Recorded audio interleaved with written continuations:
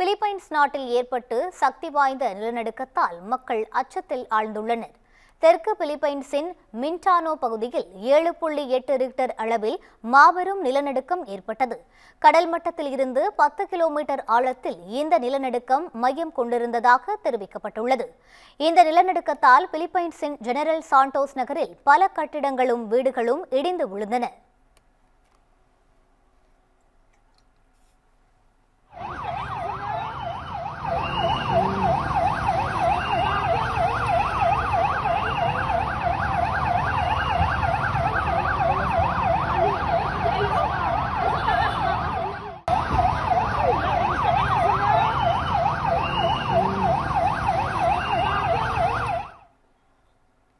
மீட்புப் பணிகள் தீவிரமாக நடைபெற்று வரும் வேளையில் சேத விவரங்கள் குறித்து எந்த தகவலும் வெளியாகவில்லை.